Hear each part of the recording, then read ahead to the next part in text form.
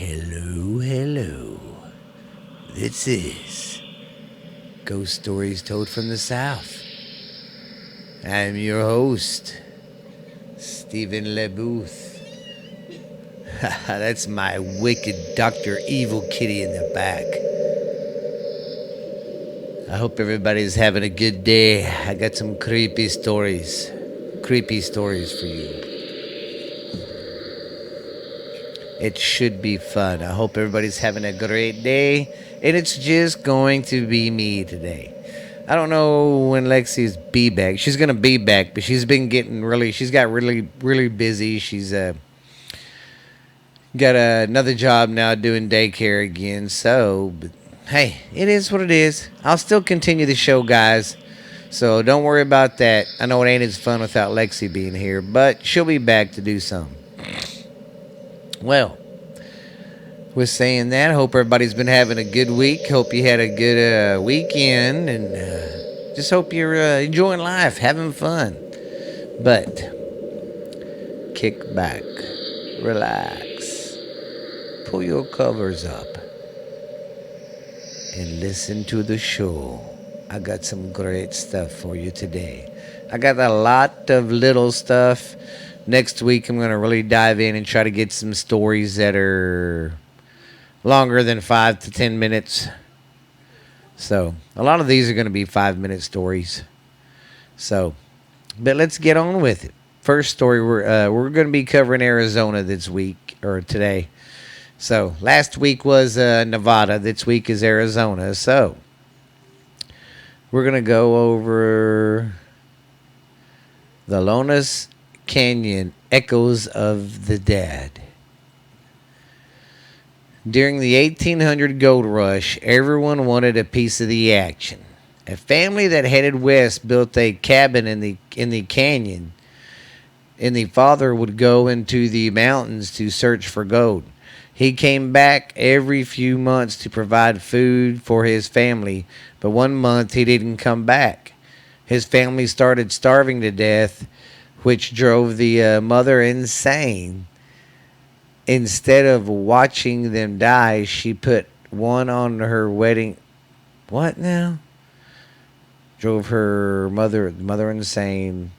She put one on the wedding dress and chopped. Oh, okay. So, here's what she did when they started starving to death. Instead of just sitting there watching them die, she went and put her wedding dress on. So that's what threw me off. She put on a wedding dress. That's fucking threw me off really bad. I was like, what? That's why I had to stop and regroup. Sitting there talking about ghost stories, and then she's like, we're starving. I'm going to put a dress on. That's so appropriate. That's freaking weird. Anyways. Well, too, I mean, when you're locked away from society like that, they were in that on the cabin living in the canyon, and kind of go insane not seeing nobody. You know, you see your kids all the time, but I don't know, it'd make you mentally crazy. But anyways, instead of watching her family starve to death, she put her wedding dress on and chopped her children up. After she realized what she did, she began wailing and begging for forgiveness. The mother's screams can still be heard, they say, in the canyon. But see, that's a weird story because they don't ever say what happened to her. You know, that's why I find kind of weird. They didn't say what happened to the woman. Well, she probably committed suicide after that. They didn't say, though. I'm just saying. I need to know these things if I'm telling your story. All right. Next story we're going to go to is... Ah, you sucker. Come on. All right. Our next story is at the University of North Arizona. Oh, it's the suicide victim that still haunts one of the dorms there in North Arizona University. During Christmas break of 1953, a student in North Arizona University named Kathy was depressed and so poor she couldn't afford a trip home. She ended up hanging herself and was discovered by the cleaning lady. They say her spirit still wanders around the hall, causing all sorts of disturbances.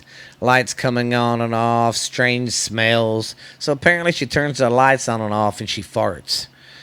Um, and people have seen her from time to time too. Her favorite pranks are pulling blankets over people who live on her old floor. They have also been reported of her locking girls in the bathroom, despite the fact the bathroom does not actually have a lock. Yeah, that will creep you out pretty bad.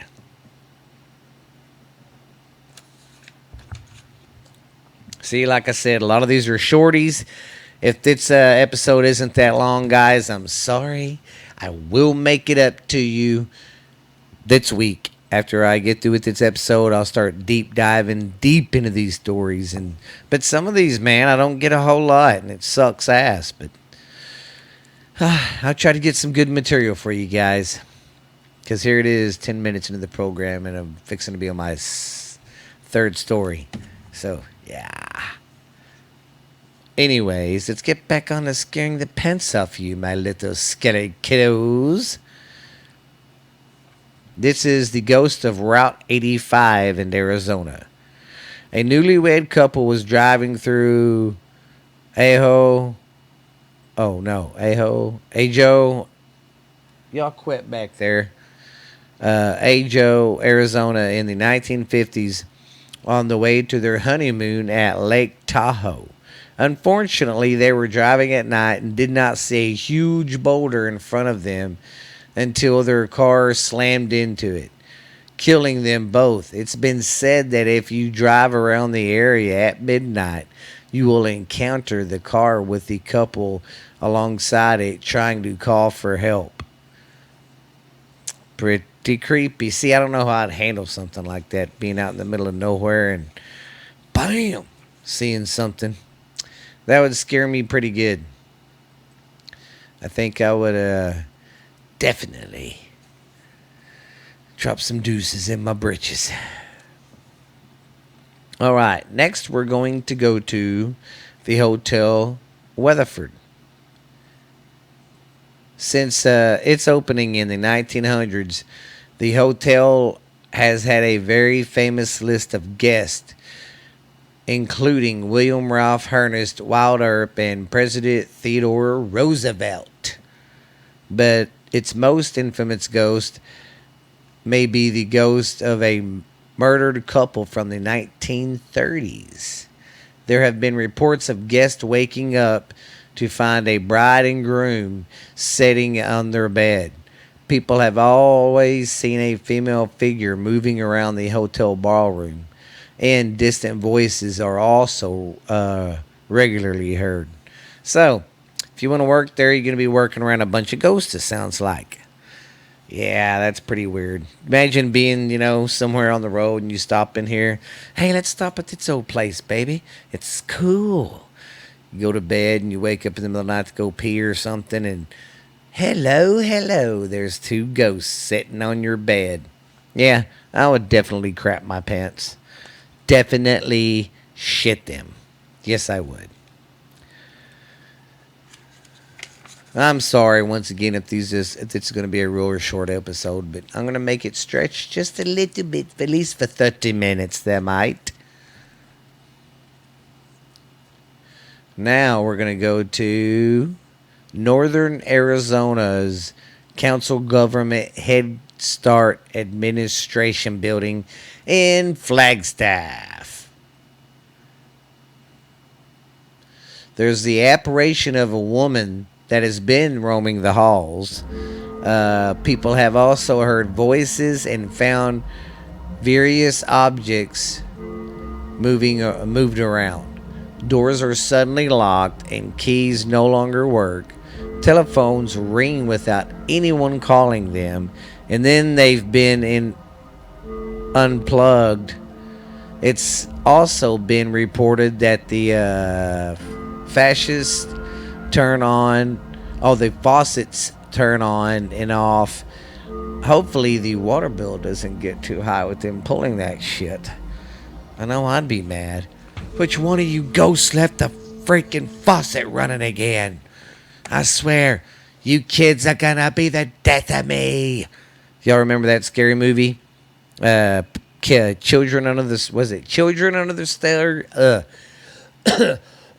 was it the Children under the Stairs or the Kids under the Stairs? Anyways, there's that one movie, remember, where them guys break into it, and it's got them people living in the halls, and they got a crap load of kids that live in the basement downstairs, and she's got that one that's her daughter. Yeah, remember? And she's like, that one scene where she bangs the floors. She's like, kids in the floor, kids in the walls, kids in the... You kids are gonna be the death of me. As she smashes her heels. That was a creepy show. That was pretty spooky. Now we're going to go over the Antique Mall in Tucson of the Arizona. It turns out that the mall in Tucson is haunted. There's one area that used to be a furniture store with an antique typewriter that has not been used in years. But many people can say they hear it type away. When someone investigates the sound, there wasn't anyone to be found near the typewriter. I mean, really, what would you do if you was somewhere by yourself and some shit like that happened? That'd be crazy. I would definitely be going, I think I need to find another job. There have also been reports of furniture rearranged during the night. Radios will have odd radios will be behaving oddly, vanishing figures and phenomenal sounds of broken glass. So yeah, this place is pretty active now. They didn't go much into detail of why or what it was before it was an antique shop, but the place don't have to be haunted. Maybe there's an object, since it's an antique store, in there that was haunted and is haunting the place. It's always that simple. It's the damn ghost that get ya.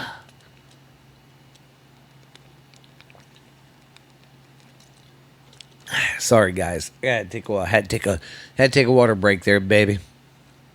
But we're going to get back with the scary stories. I don't got many left, so I'm going to try and stretch. I need to quit talking so fast. I think I talk too fast sometimes. I need to work on that because it's not a race. I'm here to relax, enjoy the podcast with you guys, and get scared out of my weeds. Okay. The hotel Monte Vista does not have one ghost. It has a whole bunch of them.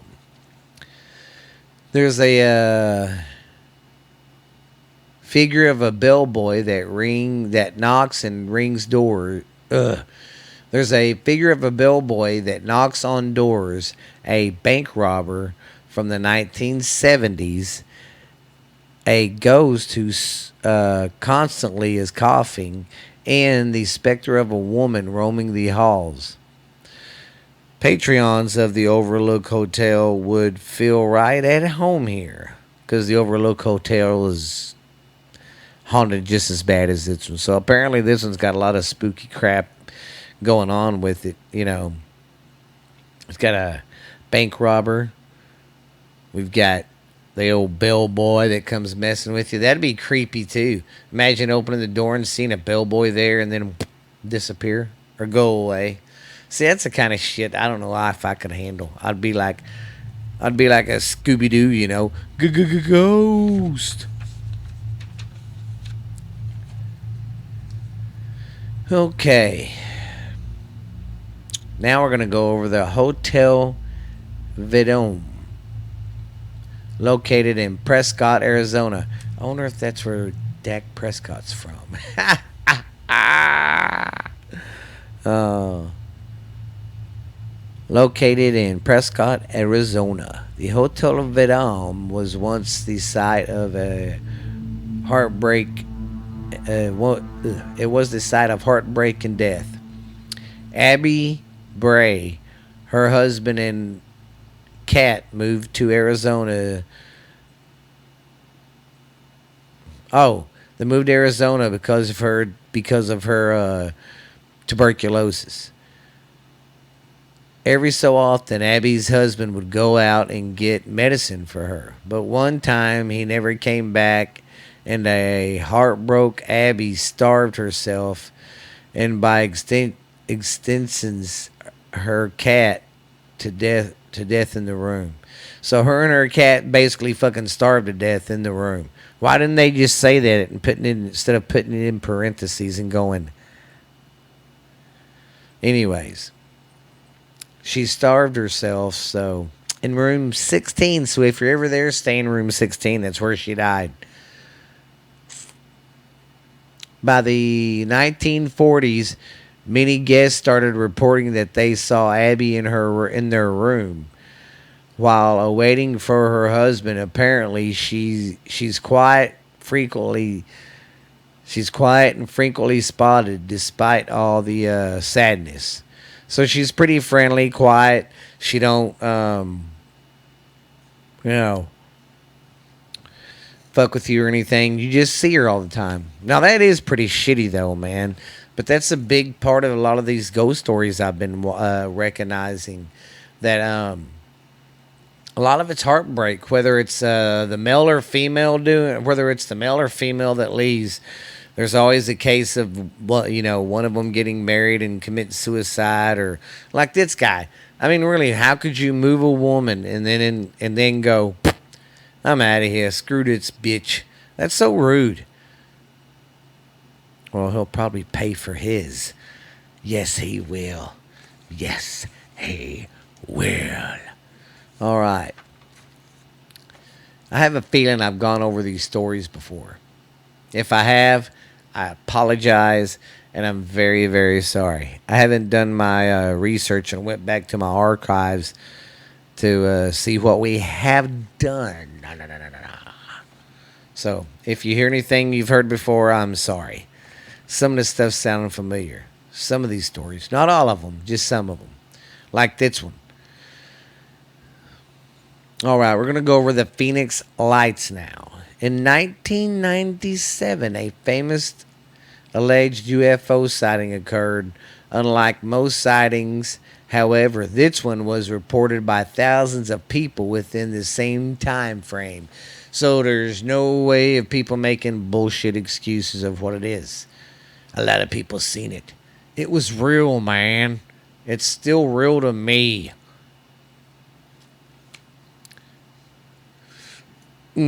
Excuse me.